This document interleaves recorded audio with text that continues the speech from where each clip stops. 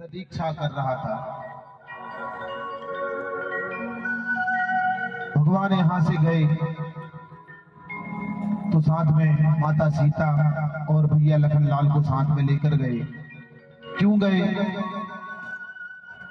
क्यों गए?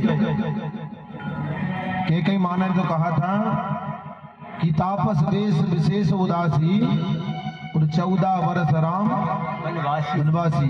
किसके लिए वन मांगा था? राम जी के लिए।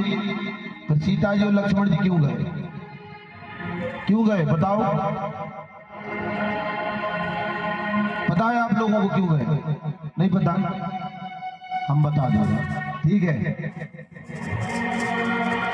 देखो, मानस की एक एक चौपाई में बड़ा रहस्य है। ध्यान से सुनोगे तो सब समझ में आ जाएगा। तापस वेश विशेष उदासी, इसमें बड़ा रहस्य। इसका अर्थ समझो, हम अपने तरीके से आपको समझा रहे हैं, ठीक है ना। तापस वेश मतलब तपस्वियों का वेश धारण करे, और विशेष शेष मतलब शेष के अवतार कौन है? लक्ष्मण जी। तापस वेश और विशेष शेष कौन हो गए? लक्ष्मण जी। देखो, अर्थ समझोगे तो समझ में आ जाएगा। तापस वेश विशेष और दासी। दासी कौन है? भगवान की दासी कौन है? सीता जी। तो उस चौपाई में ही रहस्य छुपा है। तापस वेश विशेष और दासी, दादाजी छुपा है। तीनों के लिए ही वन पहले ही मांग लिया। देखो, कैकेयी मैया बुरी नहीं थी। कैकेयी मैया ने जो परीक्षा दी है वो तीनों माताओं में से किसी ने नहीं दी। पूर्व जन्म की कथा यदि आपको कैकेयी जी की पता हो, देखो, भगवान ने तो वरदान सबको दिया, लेकिन कैकेयी जी से भगवान ने वरदान मांगा था कि मैया, जब कैकेयी मां ने वरदान मांगा, प्रभु हम आपको पुत्र रूप में चाहते हैं, तो कहा मां हम पुत्र रूप में तो आएंगे, लेकिन आपको एक कठिन परीक्षा देनी होगी। बोले क्या? बोले जब हम आएंगे तो आपको किसी भी बहाने हमें वनवास पहुंचाना पड़ेगा। तो माता कैकेयी को ज्ञात था, उनको सब बुरा कहते हैं, बुरी नहीं थी। उनने जो परीक्षा दी है वह कौशल्या और सुमित्रा ने भी नहीं दी। सारे जमाने की बातें उन्होंने सुनी, यहाँ तक कि अपने पति का मरण तक उनकी बात सुन करके हो गया। तो दोस्तों उनको बहुत लगाया, लेकिन परीक्षा है, देनी पड़ी। तीनों के लिए वनवास मांग दिया था। तापस वेश विशेष और दासी। माता सीता भी साथ गई। अब यहाँ पर सुमंत जी महाराज रथ में लेकर के भगवान को जाते हैं। भगवान पंपा सरोवर पहुंचते हैं। वहां से रात में सब नगरवासियों को छोड़कर भगवान सुमंत जी के साथ निकल जाते हैं। कहां? गंगा जी के किनारे। अब गंगा पार होने के लिए नाव की आवश्यकता थी। जिस प्रकार हमको उस पार से इस पार आने के लिए नाव की आवश्यकता रहती है ना, ऐसे भगवान को भी पड़ी। तब केवट को बुलाया। अब भैया केवट, निषाद राज उस समय भगवान के साथ थे। देखो, भगवान ने कभी किसी से कोई भी द्वेष नहीं माना। हम और आप मानते हैं द्वेष, लेकिन भगवान ने कभी किसी से द्वेष नहीं माना। भगवान ने निषाद राज द्वय को भी अपने गले से लगाया। शिवरी जाति की भीलनी थी, उसके भी भगवान ने जूठे पैर खाए। हमने और आपने ये व्यवस्था बना दी कि इसके हाथ का पानी नहीं पीना, उसके छूने से ये हो जाता है, उसके देखने से ये हो जाता है।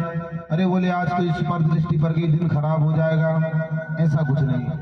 भगवान के समय में और भगवान के सिस्टम में ऐसा कुछ था ही नहीं। ये तो जब अंग्रेजों का राज हुआ भारत पर, तब उन्होंने फूट डालो और राज करो की नीति बनाई, और हम में अपने में एक को नीचा एक को ऊंचा बना दिया। देखो, वर्ण व्यवस्था बनाई है भगवान ने, ऐसा नहीं कि वर्ण व्यवस्था नहीं बनाई, लेकिन वर्ण व्यवस्था कर्म के आधार पर बनी है। वर्ण व्यवस्था किस चीज पर बनी है? कर्म के आधार पर। 4 वर्ण होते हैं, ब्राह्मण, वैश्य, शूद्र और क्षत्रिय होते ना। ऐसा कथा सुनने में आता है कि ब्रह्मा जी के मुख से ब्राह्मण की उत्पत्ति हुई, भुजाओं से क्षत्रिय की, जंघा से वैश्य की और शूद्र की हुई पैरों से। हुई ना? लेकिन एक ही पिता की सब संतान है, ये बात तो क्लियर है कि नहीं? एक ही पिता की तो संतान है, तो अलग अलग कैसे हो सकते हो कभी? अच्छा ये बताओ, ये नर्मदा मैया का जल है कि नहीं? अब माता जी आप इसको बॉटल में लेकर आ जाओ तो वो क्या हो जाएगा? जल ही रहेगा कि कुछ और हो जाएगा? जल तो जल रहेगा। नर्मदा जी में तब भी जल है, बॉटल में ले आओगी तब भी जल है। ऐसा तो है नहीं कि वहां से आया तो जल का कुछ और हो गया। इसी प्रकार जब एक ही पिता की हम सब संतान है तो अलग अलग तो हो नहीं सकते। कि हो सकते हैं? कभी नहीं हो सकते। लेकिन जिस प्रकार का जो प्राणी कर्म करता गया उस प्रकार से उसकी जाति निर्धारित हो गई। देखो वर्ण 4 है लेकिन अब तो जाति असंख्य हो गई, पता नहीं कितनी हो गई। 4 वर्ण है, 4 ही आश्रम है, वानप्रस्थ, गृहस्थ, सन्यासी और ब्रह्मचारी। 4 ही आश्रम है, 4 ही वर्ण है, 4 ही वेद हैं, 4 ही धाम है, बड़ी व्यवस्था है 4। लेकिन हमने और आपने ये गिलानी बना ली। भगवान के समय में ऐसा कोई सिस्टम नहीं था कि नहीं था ना? भगवान सबके यहाँ गए कि नहीं? अब केवट को बुलाते भगवान, कहते भैया हमें उस पार जाना है, छोड़ दो। बोले प्रभु छोड़ तो देंगे, लेकिन हमने सुना है कि आपके पैर की धूल से एक पत्थर की शिला एक नारी बन गई थी। कहीं ऐसा ना हो भगवान आप मेरी इस नाव में चढ़े और ये नारी बन जाए। मेरी तो यही रोजी रोटी है, इससे मैं अपने परिवार का प्रतिपाल करता हूं। ऐसा ना हो कि इस पर आप चले और इस पर बन जाए तो मैं तो भूखा मर जाऊंगा। ऐसे नहीं भगवान। केवट बड़ा चतुर था। सुंदर सा भजन है, गा दे जी, गा दो।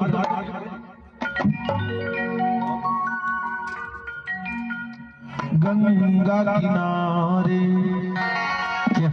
राम जी पुकारे, ये बट भैया रे किनारे लाओ नैया रे। गंगा किनारे राम जी पुकारे, ये बट भैया रे किनारे लाओ नैया रे। क्या कहता है भगवान? उठाल तो लूंगा लेकिन मेरी छोटी सी है नाव तुमरे जादू भरे पाँव, मेरी छोटी सी है नाव तुमरे जादू भरे पाँव, मोहे करे लागे राम कैसे बिठा लूं तुम्हें। मेरी गंगा किनारे राम जी पुकारे, ये बट भैया रे किनारे लाओ नैया रे।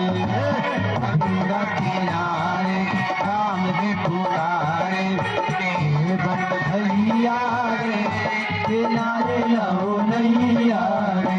बोलिए राजा राम सरकार की जय हो। उतर ठाड़ी भय सुरधरी रेखा, राम लखन को अनुज समेता। अब भगवान ने कहा तो केवट से पार तो इसने कर दिया, लेकिन इसको देने के लिए तो कुछ है नहीं। तब पिए ही की जानन हारी, मन मुद्री मन मुदित उतारी। लेकिन केवट ने मना कर दिया, कहा प्रभु हमें कुछ नहीं चाहिए, अगर देना ही है तो नाई से ना नाई ले तो धोबी ना धुलाई ले। प्रभु नाई से नाई नहीं लेता, धोबी से धुलाई नहीं लेता। मेरा और आपका काम एक ही है, मैं गंगा पार लगाता हूँ, आप भवसागर पार लगाते हैं। आप गंगा किनारे आए, मैंने पार लगाया। प्रभु जब मैं भवसागर के किनारे पर खड़ा रहूं तो आप मुझे पार लगा देना। भगवान मेरी नैया वो पार लगा देना। भगवान मेरी नैया को पार लगा देना। अब तक तो निभाया है, आगे भी निभा लेना। अब तक तो निभाया है, आगे भी निभा देना। मेरे राम मेरी नैया को पार लगा देना। मेरे नाम मेरी नैया को पार लगा देना। क्या कहता है कि बेटा, संभव है झंझटों में मैं तुमको भूल जाऊं। संभव है झंझटों में मैं तुमको भूल जाऊं। संभव है झंझटों में प्रभु तुमको भूल जाऊं। संभव है झंझटों में प्रभु तुमको भूल जाऊं। तुम देखते न रहना, मुझे याद दिला देना। देखते न रहना, मुझे याद दिला देना। तुम देखते न रहना, मुझे याद दिला देना। तुम देखते न रहना, मुझे याद दिला देना। मेरे राम मेरी नैया को पार लगा देना। मेरे राम मेरी नैया को पार लगा देना। बल बल के साथ माया घेरे मुझे सताए। बल बल के साथ माया मेरे मुझे सताए। हमको और आपको सबको ये माया बड़े जोर से पकड़े हुए है। इसीलिए भगवान से प्रार्थना करते रहना चाहिए, प्रभु ये माया हमको पकड़े तो है, लेकिन यदि हम आपको भूल जाएं तो प्रभु क्षमा करके हमें याद जरूर दिला देना। दल बल के साथ माया घेरे मुझे सताए। बल बल के साथ माया घेरे मुझे सताए। तुम देखते न रहना, झट हाथ छुड़ा देना। देखते न रहना, झट हाथ छुड़ा लेना। भगवान मेरी नैया हरि पार लगा देना। भगवान मेरी नैया हर पार लगा देना। अब तक तो निभाया है, आगे भी निभा देना। अब तक तो निभाया है, आगे भी निभा देना। अब तक तो निभाया है, आगे भी निभा देना। अब तक तो निभाया है, आगे भी निभा देना। मेरे राम मेरी नैया को पार लगा देना। मेरे राम मेरी नैया को पार लगा देना। भगवान मेरी नैया हरि पार लगा देना। भगवान मेरी नैया हर पार लगा देना। बोलिए भाग्य बिहारी लाल की जय हो, राजा राम सरकार की जय हो। भगवान अब तक जिस प्रकार निभाया है, आगे भी निभा लेना। अब जितनी जिंदगी बची है उसको अब आप ही संभाल लेना। इस प्रकार से प्रार्थना करनी चाहिए भगवान से। केवट में भी बड़ा चतुर था केवट, अपनी चतुराई से उसने अपना काम निकाल लिया। देखो भगवान से कभी कुछ मांगना नहीं चाहिए। जी बताओ, हम पहले स्वार्थ रखते हैं, बाद में पूजा करते हैं। भगवान इस बार हमारे बच्चे को अच्छे नंबर मिले, कम से कम 95 नंबर आए तो हम 5 नारियल चढ़ाएंगे। पहले आपने रख दिया स्वार्थ और बाद में आप बोल रहे हम 5 नारियल चढ़ाएंगे। भगवान हमारे बेटे की नौकरी लग जाए तब फिर हम इस वर्ष साध्वी जी के यज्ञ में एक कुंड लेंगे। पहले नौकरी लग जाए फिर कुंड लेंगे। या फिर भगवान हमारा ये काम हो जाए फिर हम आपकी कथा करवाएंगे। तो ये भक्ति नहीं है, ये सौदा हो गया। क्या हो गया भाई? पहले आप हमको दो, फिर हम आपको देंगे, तो ये क्या हो गया? ये तो सौदा हुआ ना। इसमें भक्ति कहाँ है? बताओ है क्या? है भक्ति कहीं? हमें तो नहीं दिख रही। ये बताइए भगवान क्या नहीं जानते? आपके मन की बात नहीं जानते कि भगवान? यदि आप उनकी सेवा करोगे, उनकी पूजा करोगे, तो भगवान को पता नहीं है आपको क्या चाहिए? क्या उनसे कहोगे तभी देंगे? ऐसा नहीं है। अरे कहोगे तो जितना मांगोगे उतना मिलेगा, लेकिन यदि कुछ नहीं कहोगे ना तो पता नहीं कितना देंगे। प्रहलाद जी जब भगवान नरसिंह रूप धर के हिरण्यकश्यप को मारा तब सब देवताओं ने स्तुति की, लेकिन भगवान का क्रोध शांत नहीं हुआ। तो सारे देवता पहुंचे लक्ष्मी जी के पास, बोले मैया आज तो भगवान इतने क्रोध में हैं कि किसी के शांत कराते ही शांत नहीं हो रहे हैं, आप चल के जरा चलो, क्योंकि आपके पति परमेश्वर हैं और आप उनकी धर्मपत्नी हो तो आपकी बात तो जरूर मानेंगे। देखो पति कितने भी गुस्से में क्यों ना हो, यदि धर्मपत्नी पहुंच गई तो उनको शांत होना पड़ेगा, क्योंकि युक्ति होती है माताओं के पास। क्या होती है? युक्ति होती है। अरे माता लक्ष्मी बोली भैया देखो हमारे प्राणनाथ तो कभी क्रोधित होते ही नहीं है, उनका तो नाम है शांताकारम भुजंग शयनम पद्मनाभम सुरेश्वरम विश्वाधारम गगन सज्जम मेघवर्णम शुभांगमम, वो तो शांति की मूर्ति है। आप बोल रहे अरे आज तो कहीं से कहीं तक शांताकारम दिखाई नहीं दे रहे, बोले बड़े क्रोधित आप चलो। तो माता लक्ष्मी पहुंची और जैसे ही भगवान का रूप देखा, ऊपर शेर का मुंह लगा है, पूरा शरीर मनुष्य का है, इतने बड़े बड़े नाखून जिन पर हिरण्यकश्यप का रक्त लगा हुआ है, देखकर लक्ष्मी जी तो घबरा गई और सीधा भाग करके बैकुंठे में रुकी, फिर नहीं देखा पलट के। अरे बोले हमारे पति तो ऐसे कभी हो ही नहीं सकते, पता नहीं किसके पास ले गए। भगवान का क्रोध फिर भी शांत नहीं हुआ। तब ध्रुव जी से सबने प्रार्थना की, तो ध्रुव जी महाराज ने 42 श्लोक में बड़ी, प्रहलाद जी महाराज ने बड़ी 42 श्लोक में बड़ी उत्तम भगवान की स्तुति की। तब भगवान प्रसन्न हुए और भगवान का जो क्रोध है फिर शांत हुआ। तब ये कथा हम क्यों सुना रहे हैं, वो मांगने की बात आई ना, उस पे से सुना रहा है, ठीक है। तब प्रहलाद जी से भगवान ने कहा है कि प्रहलाद अब तुम वरदान मांग लो।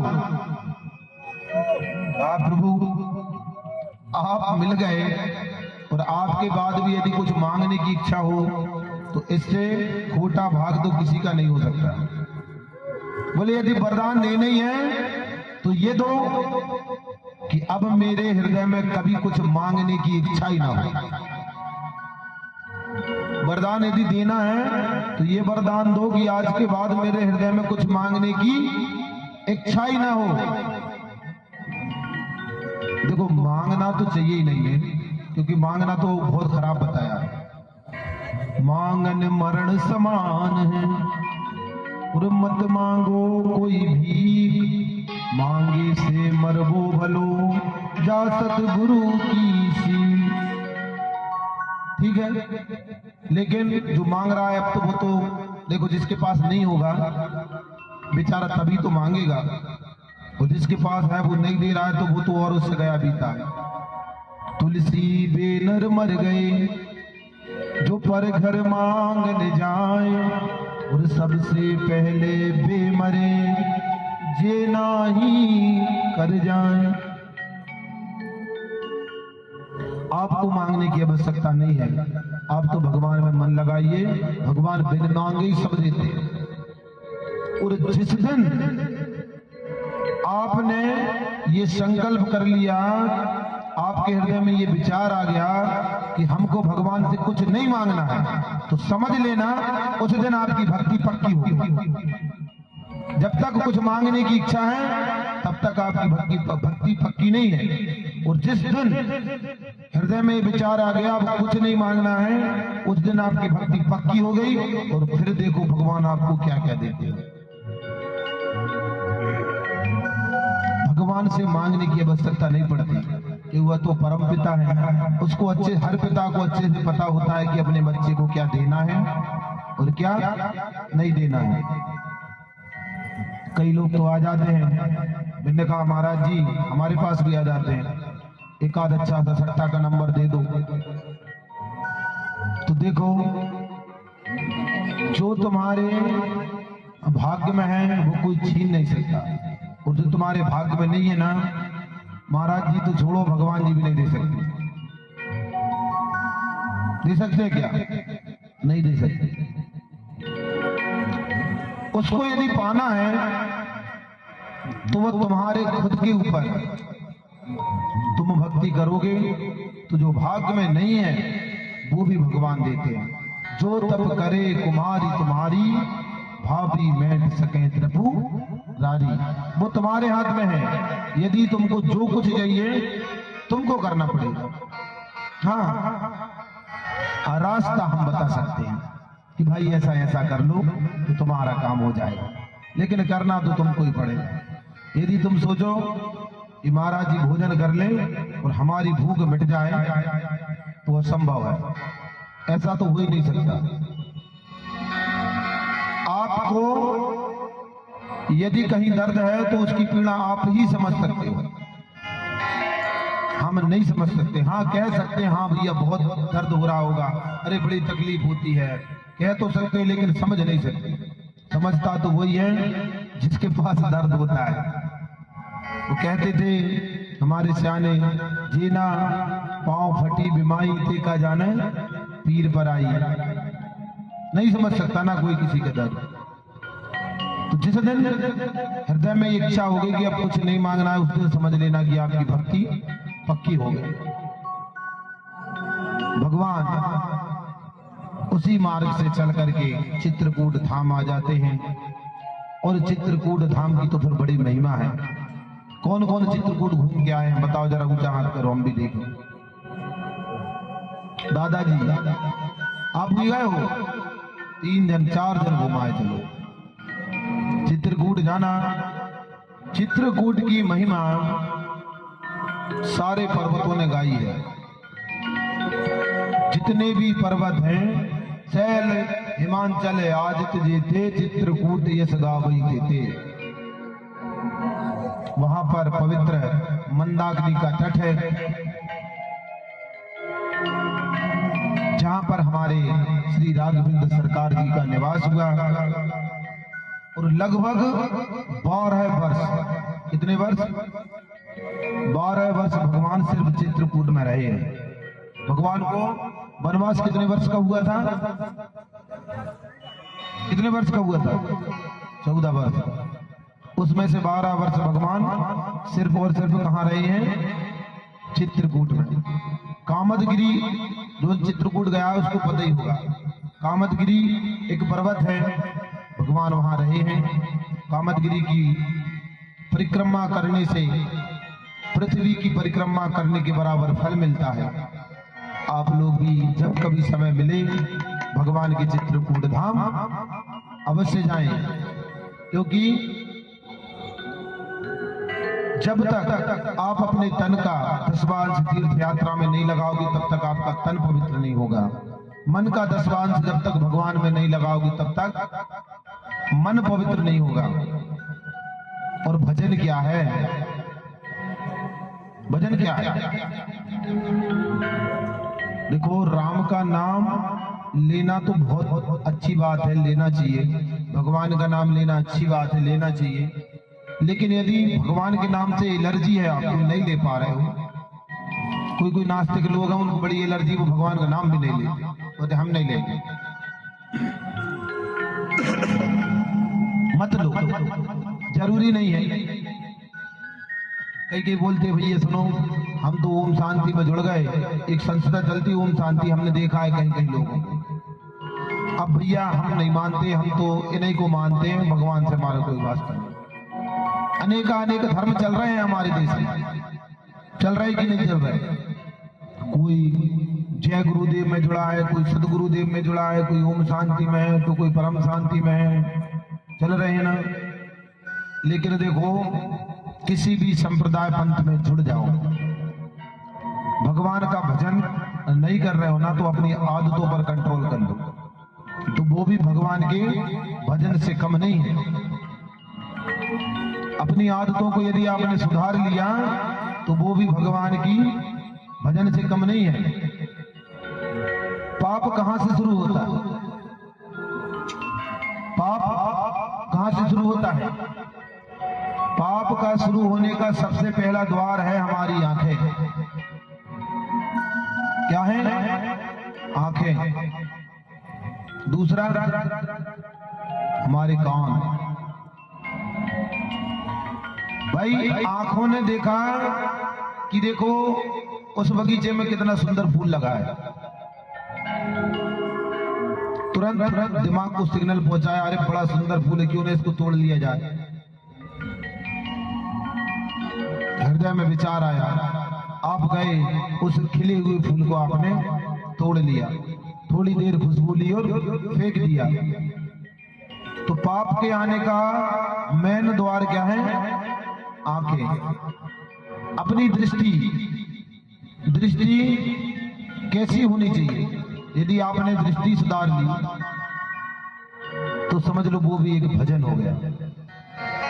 अपनी आदत सुधार ली तो वो भी एक भजन है, उसका भी भजन से कम महत्व नहीं है। दृष्टि में दोष है तेरी, दुनिया निहारती,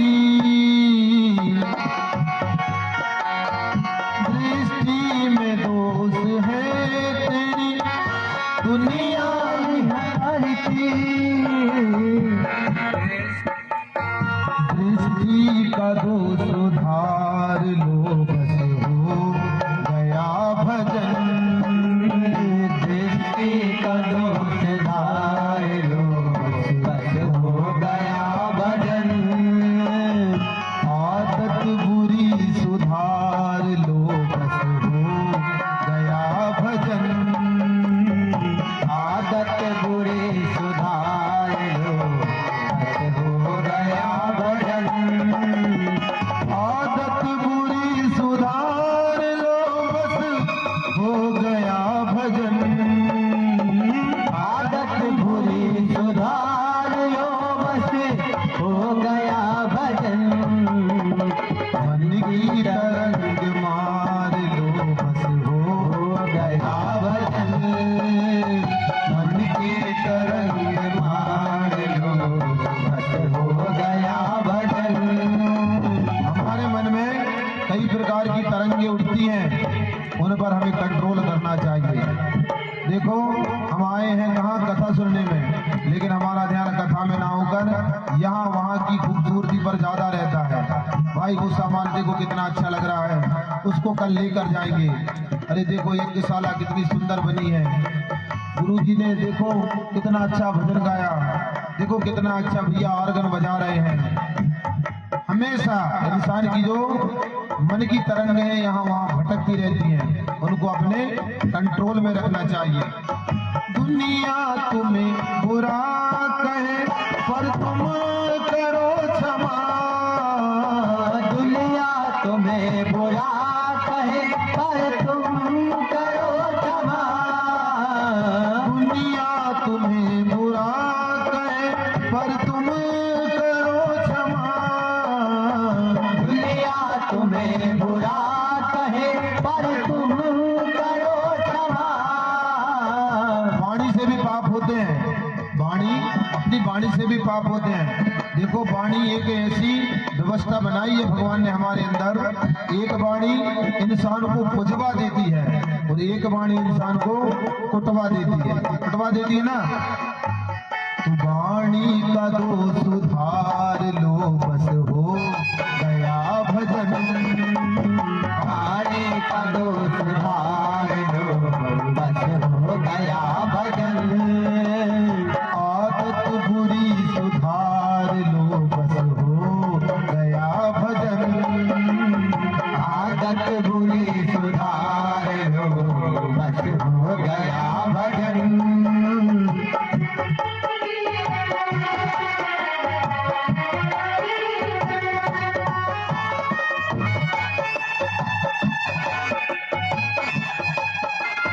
होता है ना वाणी से भी, आंखों से भी पाप होता है, वाणी से भी होता है। इसलिए अपनी ये इंद्रियां हैं, 5 कर्मेंद्री, 5 ज्ञानेंद्री, इन पर हमें संयम बनाए रखना है।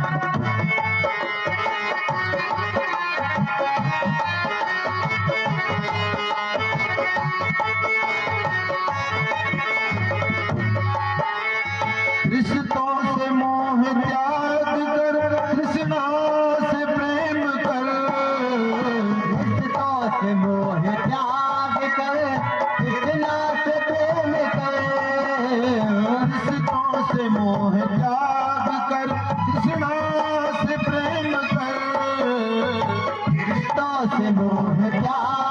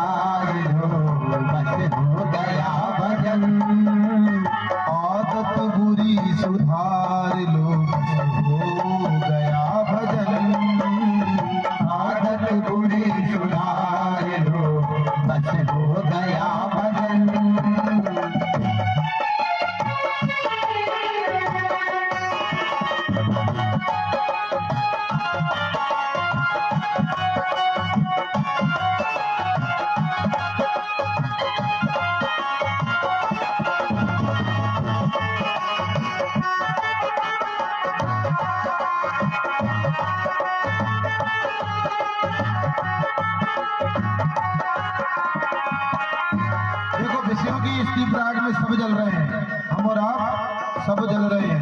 विषय वासना क्या है? घर परिवार में धन संपत्ति की, लड़का बच्चों की पढ़ाई की, कई समस्याएं, कई विषय हैं। विषयों की तीव्र आग में जलता ही जा रहा, विषयों की त्याग में जलता ही जा गया, विषयों की तीव्र आग में जलता ही जा रहा, विषयों की त्याग में जलता ही जा रहा। मन की तरंग मार लो बस हो गया भजन, मन की तरंग मार लो बस हो गया भजन। हरि बोल आदत बुरी सुधार लो बस हो गया भजन, आदत बुरी सुधार लो, बस हो गया भजन, आदत बुरी सुधार लो बस हो गया भजन, आदत बुरी सुधार लो, बस हो गया भजन। बोलिए भाटे बिहारी लाल की जय, राजा राम सरकार की जय हो। अपनी आदत को सुधारिए।